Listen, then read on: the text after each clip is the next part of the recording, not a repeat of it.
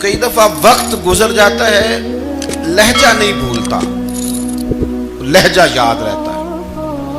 آپ تو 2 منٹ کے لیے غصے میں تھے نا، تو آپ نے کوئی بات کر دی کسی غریب کو، کسی شخص کو، آپ غصے میں تھے، آپ نے کہہ دیا، اس بیچارے نے سن لیا، لیکن وہ باتیں اسے سونے نہیں دیتی، بار بار یاد آتی۔ کوئی آپ کے ساتھ تلخ کلام کر دے نا، کبھی تلخ گفتگو کر دے، بندہ جب سامنے آتا ہے وہ باتیں یاد آ جاتی ہیں، تکلیف ہوتی ہے۔ اور وقت گزر جاتا ہے، لڑائیاں ہمیشہ چل نہیں سکتی۔ لڑائی کتنی دیر کی ہوتی ہے؟ 1 دن کی، 2 دن کی۔ قتل بھی ہوں تو اگر قاتل کو پھانسی بھی ہو جائے تو پھانسی کے بعد بالآخر لڑائی تو ختم ہو ہی گئی نا۔ لڑائی ہمیشہ چلتی، تلخی ہمیشہ چل سکتی نہیں۔ تلخی روٹین میں چلنے والا سکہ، کوئی سکے روٹین میں چلتے وقتی ہوتے۔ یہ جو غصے کا لب و لہجہ ہے، تلخی کا سکہ، یہ بھائی روٹین میں نہیں چلتا، اس نے ایک نہ ایک دن ختم ہو جانا ہے۔ روٹین میں پیار ہی چلتا ہے۔ حضرت جابر ابن عبداللہ کہتے ہیں حضور پہلے دن مدینہ منورہ آئے، میں زیارت کے لیے گیا تو میں نے مسکراتے دیکھا۔ 10 سال میں دیدار کرتا رہا، اور وصال سے چند دن پہلے بھی میں نے زیارت کی تو مدینے والے محبوب کو مسکراتے ہوئے ہی دیکھا ہے۔ یہ جو آپ کا لب و لہجہ ہے نا، اخلاق والا، حسن والا، مسکرانے والا، یہ لب و لہجہ نا ذرا لمبا چلتا ہے۔ یہ روٹین ہے، یہ روز چلے گا۔ یہ سکہ وہ ہے جو رائج الوقت رہتا ہے، یہ کبھی بھی ختم ہونے والا یہ خزانہ ہے۔ تو یہ جو آپ کا تلخ لب و لہجہ ہے، یہ روٹین نہیں۔ عارف رومی رحمۃ اللہ علیہ فرماتے ہیں کہ مثال دینے کے لیے بات سمجھاتے ہیں، فرماتے ہیں ایک شخص جنگل میں لکڑیاں کاٹنے جایا کرتا تھا تو شیر سے دوستی ہو گئی، یعنی ڈائریکٹ بادشاہ سے دوستی ہو گئی، اور بادشاہ بھی وہ جو جنگل کا بادشاہ ہے، جنگل کے بادشاہ سے دوستی ہو گئی۔ اب وہ لکڑہارا غریب آدمی تھا، لکڑیاں تو کاٹنی ہوتی تھی، تو وہ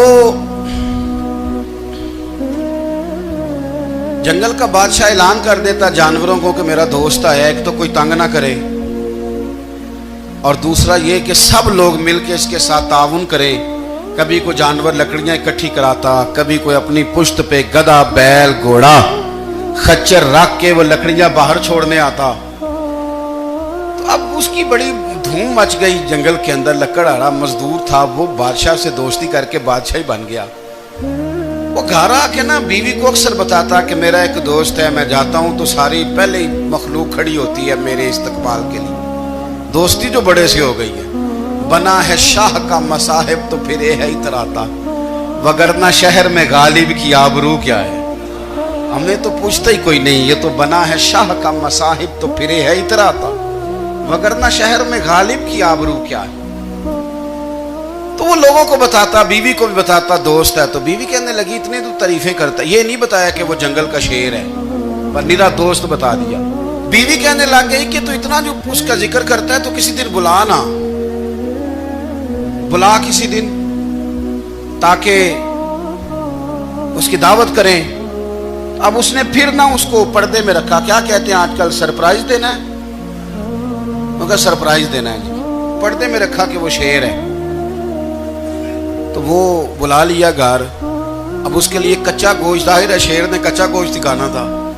وہ کہنے لگی پکانا کس طرح کا ہے؟ وہ کہنے لگا جب وہ آئے گا پھر بتاؤں گا۔ اب وہ کچا گوشت 2-3 بکرے ذبح کر کے ڈال دیے، وہ آ گیا شیر۔ عارف رومی کہتے ہیں جب وہ آیا نا تو اس کی بیوی نے دیکھا تو اس نے ایک سخت جملہ کہہ دیا، کہنے لگی اوہو میں سمجھی تھی پتہ نہیں کون ہے، اس طرح کے درندے تیرے یار ہیں، کتے بلے دوست بنائے ہوئے ہیں، یہ کیا بات ہوئی؟ خیر وہ شیر نے سن لیا، گوشت کھایا، وہ چلا گیا۔ اگلے دن لکڑہارا لکڑیاں کاٹنے گیا تو شیر نے ملاقات کرتے ہی لکڑہارے سے کہا کہ یہ نا کلاڑی اٹھا اور میری پشت پہ نا ایک زخم کر دے۔ اس نے کہا نہیں میں یہ کام نہیں کرتا، تو میرا دوست ہے۔ اس نے کہا سن بھائی، میں نے پیار سے کہا ہے تو مان جا، ورنہ میں ہوں شیر، میں نے تجھ سے منوا ہی لینا ہے، میں کوئی تکلیف دوں گا مناسب نہیں، تو کر۔ اس نے کلاڑی اٹھائی اور اس کی پشت پہ ایک زور سے زخم لگا دیا، خون بہنے لگا۔ اس نے کہا तूने आज के बाद आना है, लकड़ियां काटनी है, तुझे कोई कुछ नहीं कहेगा, बस ये एक हिकमत थी जो मैंने किया है. किस्सा मुख्तसर. वो आता रहा, लकड़ियां मिलती रही, खिदमत भी होती रही. 6-8 माह गुजर गए. एक दिन शेर उससे कहने लगा, ये मेरे जरा बाल उठा के देख, वो जो तूने जख्म लगाया था वो कहाँ पे है. उसने वो बाल उठा के देखा तो जख्म मिला ही नहीं, कई जगह पे टटोला का, यार यहाँ था, यहाँ था, यहाँ था. शेर ने फिर क्या कमाल ही जुमला कहा. उसने कहा कि वो जो कुल्हाड़ी का जख्म तूने लगाया था ना, वो मुकम्मल हो गया, लेकिन तेरी बीवी का जो लहजा था और उसकी जो तलखी थी वो आज तक मेरे जहन में मौजूद है. वो अभी भी मुझे तकलीफ देती है. बात सोचता हूँ, मुझे उसने दरिंदा कहा, उसने मेरे बारे में इतने कच्चे और कमजोर और सख्त जुमले कहे, तो वो बात मुझे भूलती, वो आज भी मेरे जहन में उसी तरह गूंजती है. तलख जुमले जो उसने कहे और खौफनाक जो अंदाज उसने इख्तियार किया, वो बात मुझे कभी भी भूलती.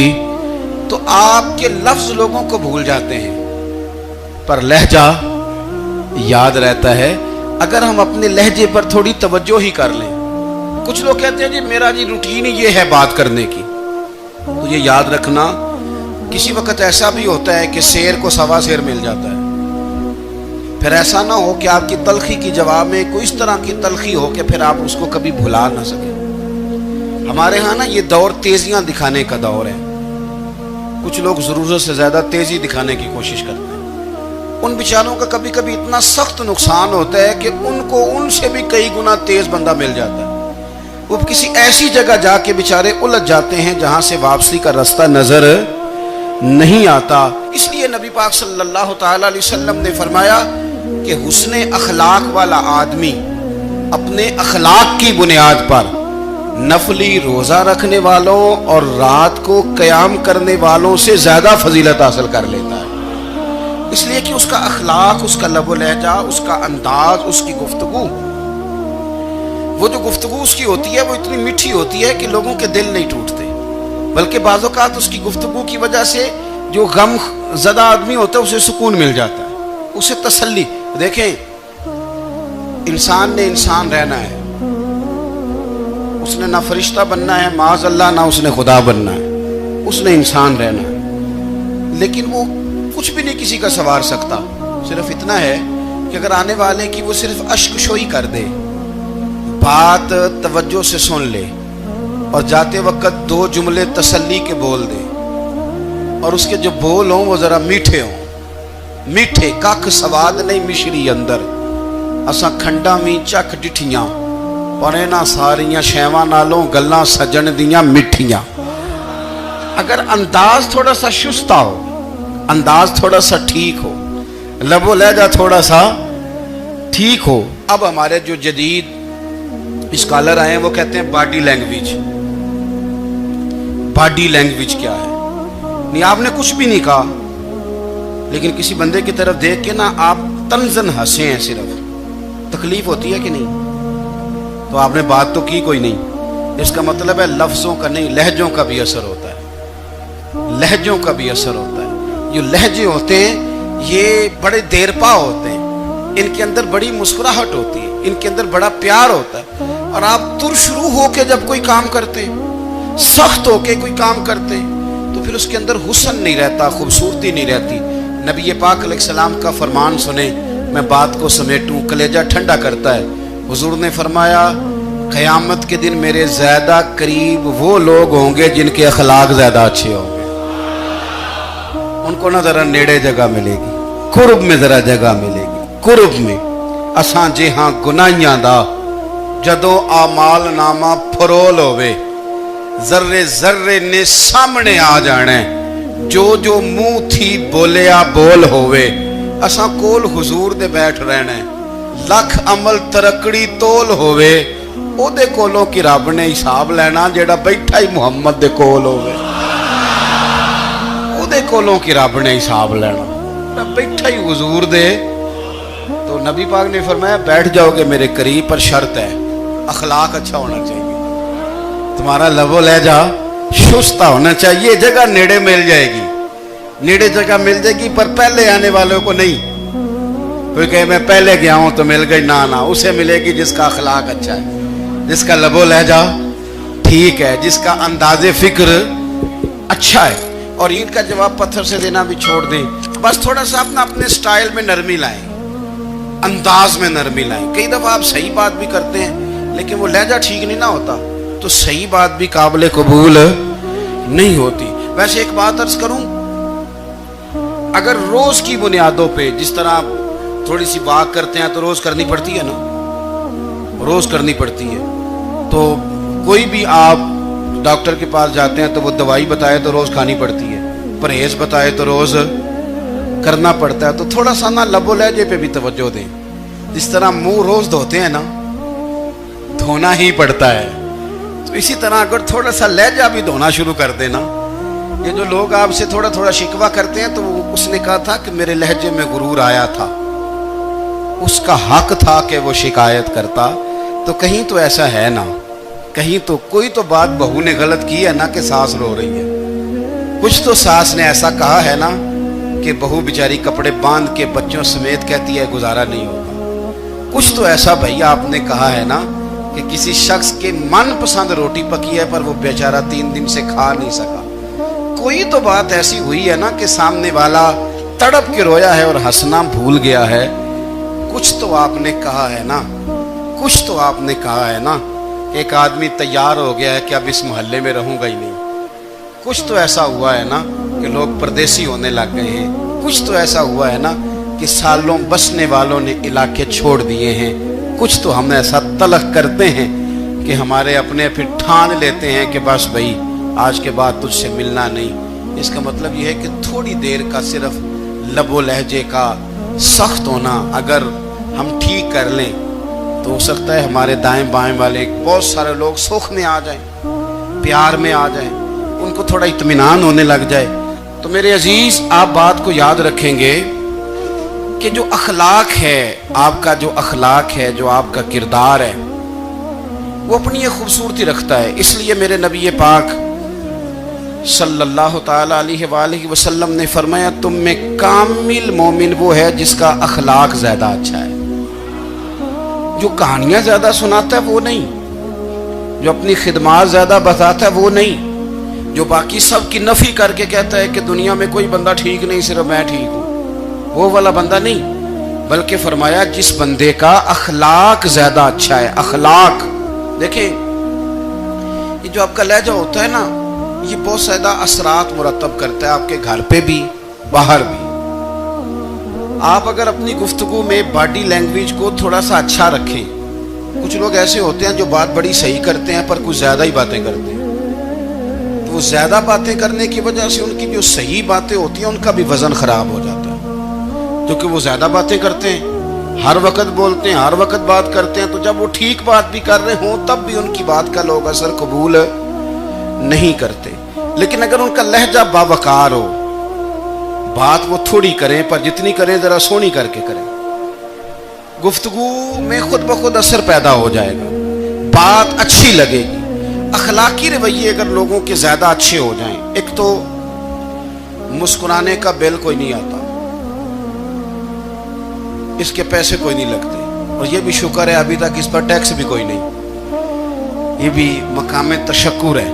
तो अगर आप बात करें और उसमें थोड़ी सी मिठास पैदा कर लें, आप थोड़ी सी बात में ना मिठास। मेरे एक क्लास फेलो हैं, तो वो तकरीर कर रहे थे और मैं सुन रहा था, तो मुझे बाद में कहने लगे आप तबसरा करें मैंने कैसी तकरीर की है। ये होता है ना जी, बाज़ औक़ात दोस्त बैठते हैं बेतकल्लुफ़, तो कई दफ़ा कुछ बातें ऐसी एक दूसरे के साथ करते हैं। तो मुझे कहने लगे आप बताएं कि मैं बात कर रहा था तो कैसी थी। तो मैंने कहा जब आप बात कर रहे थे तो मैं डर रहा था, मुझे लग रहा था कहीं आप लड़ ना पड़े। भाई आप इत्मीनान से बात करें, आप तसल्ली से बात करें, आप खंदा पेशानी के साथ बात करें। मेरे नबी पाक सल्लल्लाहु ताला अलैहि वसल्लम ने फरमाया, मुस्लिम शरीफ की हदीस है, हुजूर फरमाते हैं नेकी को कभी छोटा नहीं समझना, नेकी को हकीर नहीं समझना। कुछ ना हो सके तो अपने भाई से मुस्कुरा के बात ही कर लिया करो, बात करो तो तुम्हारे लहजे में तुरश रुई ना हो। बाज़ औक़ात आप तल्ख बात करते हैं آپ کا لہجہ تلخ ہوتا ہے تو آپ کی صحیح بات بھی قبول نہیں کی جاتی، لیکن اگر آپ کے لہجے میں مسکراہٹ ہو، آپ کے لہجے کے اندر خوبصورتی ہو، تو آپ کے اپنے بھی، آپ کے بیگانے بھی، سب کے سب آپ کی بات کو تسلی کے ساتھ سمجھنا وہ گوارا کریں گے۔ میں نے دیکھا ہے بہت سارے لوگ ایسے ہیں جن کے ساتھ لوگ آنا جانا، ملنا بیٹھنا آہستہ آہستہ چھوڑ دیتے ہیں، اور وہ کس لیے چھوڑ دیتے ہیں؟ وہ ان کے رویے کی وجہ سے چھوڑ دیتے ہیں، ان کے انداز فکر کی وجہ سے چھوڑ دیتے ہیں، ان کے شکووں کی وجہ سے چھوڑ دیتے ہیں۔ مزاج ہوتا ہے نا ہمارا کہ ہمیں شوق ہوتا ہے تعلق زیادہ لوگوں کے ساتھ ہو، اور پھر یہ بھی شرط ہوتی ہے کہ میں جس کے پاس جاؤں وہ مجھے یہی کہے کہ تو میرے ساتھ ہی پیار کر۔ ایک صاحب مجھ سے کہنے لگے کہ یہ میں محفل کراتا ہوں، آپ بھی تشریف لائیں، اور میں 20 علماء کو بلا چکا ہوں، اور بڑے بڑے نامور نام انہوں نے میرے سامنے لیے۔ میں نے ان سے پوچھا کہ جو نام آپ نے لیے ہیں اور آپ کی تصویریں بھی ساتھ ہیں، میں الحمدللہ تسلیم کر گیا ہوں آپ کی بات کو، لیکن سوال میرا یہ تھا کہ کیا آپ نماز بھی پڑھتے ہیں؟ 21 علماء کو آپ نے بلایا یا 20 کو بلایا اور بڑے بڑوں کو بلایا، اور مجھے بھی آپ دعوت پیش کر رہے ہیں، تو نمازی بھی آپ ہیں، نمازی بھی ہیں؟ کہنے لگے آپ دعا کریں میں نماز پڑھنا شروع کر دوں۔ میں نے ان سے کہا خدا کے بندے، اب اگر تو کسی اور کو بتائے گا کہ 20 اتنے بڑے لوگوں سے میرا تعلق کر پڑتا میں نماز بھی نہیں، تو لوگ کیا سوچیں گے کہ 21 مولوی مل کے بھی ایک بندے کو نمازی نہیں بنا سکے۔ تو آپ اپنے لب و لہجے سے صرف باتوں سے گرویدہ کسی کو کر لیں گے؟ آپ یہ دیکھیں کہ اخلاق کس طرح کا ہے، لہجہ کس طرح کا ہے، آپ کے بات کرنے کا انداز کتنا حسین ہے، اس لفظ کے اندر حسن کتنا زیادہ ہے۔ نبی پاک صلی اللہ علیہ وسلم بھی تبلیغ فرماتے، ہم بھی تبلیغ کرتے ہیں۔ میں اور آپ جب تبلیغ کرتے ہیں تو اس تبلیغ کے اندر شکوہ ہوتا ہے اور تنقید ہوتی ہے، اور بعض جگہ میں نے یہ بھی دیکھا ہے کہ طنز ہوتا ہے، طنز۔ ہم دوسرے کو دین کی دعوت رہے ہیں، لیکن ہمارے لب و لہجے سے طنز اور تُش روئی چھلکتی ہے۔ تو دولت کے پیچھے لگ گیا ہے، تو بالکل جاہل ہے، تو بالکل تیرے خاندان میں سے بھی کوئی نہیں ادھر آتا۔ آپ طنز کر رہے ہیں، آپ دعوت دین نہیں دے رہے۔ دعوت دین تو گلدستے میں رکھ کے پیش کی جاتی ہے، اس کی تو ایک خوبصورتی ہے، اس کا تو ایک حسن ہے، اس کی تو اپنی ایک جاذبیت ہے، اس کی اپنی ایک نورانیت ہے۔ صحابہ کرام علیہم رضوان فرماتے ہیں کہ حضرت سعد بن معاذ رضی اللہ تعالیٰ عنہ کا جنازہ تھا، اللہ کے پیارے محبوب صلی اللہ تعالیٰ علیہ وسلم نے جنازے کی امامت فرمائی، اور جنازے کی امامت کے بعد ابھی نہ قبر کے تیار ہونے میں کچھ ٹائم باقی تھا، تو حضور زمین پہ تشریف فرما ہوئے، لوگ قبر کی تیاری میں ہیں۔ بعض اوقات ہوتا ہے نا ابھی قبر نہیں تیار ہوئی، تو کہتے ہیں کہ لکڑی کے ساتھ حضور نے زمین کوریدنی شروع کر دی، اور دیر تک حضور نے چہرہ نور کو زمین کی طرف جھکائے رکھا، گویا زمین شرف دیدار حاصل کرتی رہی۔ دیر تک چہرہ نور جھکا رہا زمین کی جانب، حضور نے رخ نور کو پھیر لیا۔ صحابہ کہتے ہیں کہ ہم نہ بڑے، جب حضور ہمارے قریب ہوتے تھے تو ہمارا خیال ہوتا تھا کہ رحمت کی برکھا ہے، اپنے اپنے حصے کا کرم اڈھیل لے اپنے اوپر۔ فرماتے ہیں منتظر تھے کہ حضور کب ہماری طرف رخ انور پھیریں اور ہم کریم سے کوئی بات سن سکیں۔ ارشاد فرماتے ہیں کہ ہم بڑے شدید منتظر تھے، دیر کے بعد نبی پاک علیہ الصلوۃ والسلام نے چہرہ انور اٹھایا، دیر کے بعد چہرہ انور اٹھایا۔ یہ دیکھیں تبلیغ ہو رہی ہے، اور جب حضور نے چہرہ انور اٹھایا تو آنکھوں میں آنسو تھے،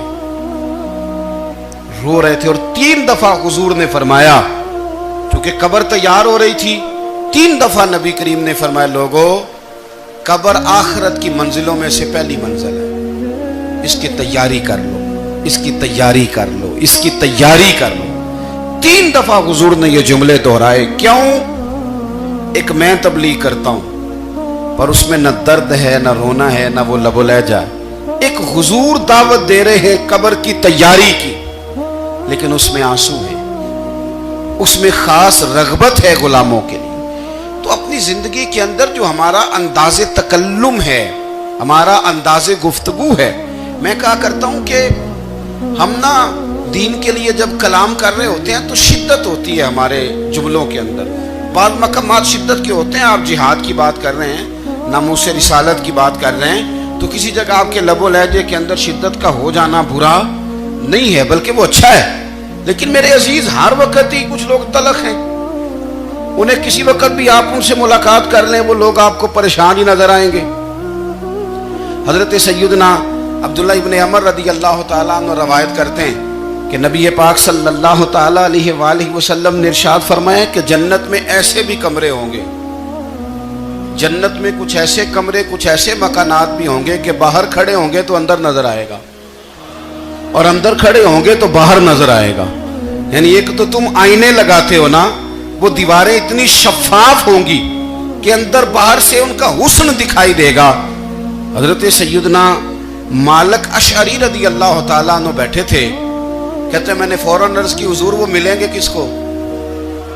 وہ جو اتنے حسین گھر ہوں گے کہ دیواریں ہی شیشے کی محسوس ہوں گی, اندر باہر سے حسن کے جلوے دکھائی دیں گے, حضور وہ ملیں گے کسے؟ تو اللہ کے پیارے محبوب علیہ السلام نے فرمایا وہ اس کو ملیں گے جو گفتگو اچھی کرے گا, جو گفتگو اچھی کرے گا, لب و لہجہ اخلاق والا ہوگا, گفتگو اچھی کرے گا, لوگوں کو کھانا کھلائے گا, اور جب لوگ سو رہے ہوں گے تو وہ اٹھ کے اپنے رب کی عبادت کرے گا. اس شخص کو وہ مکانات ملیں گے جن کی دیواریں آئینے کی مانند ہوں گی, جن کا حسن تازہ ہوگا, جن کو اللہ تبارک و تعالیٰ نے اپنے فضل سے مزین کیا ہوگا, سنوارا ہوگا. اپنے لہجوں پر, اپنے اٹھنے بیٹھنے پر, میل ملاپ پر تھوڑی توجہ دیں, تھوڑا سا خیال کریں. اللہ کے حضور دعا ہے مالک کریم سمجھنے کی توفیق عطا فرمائے.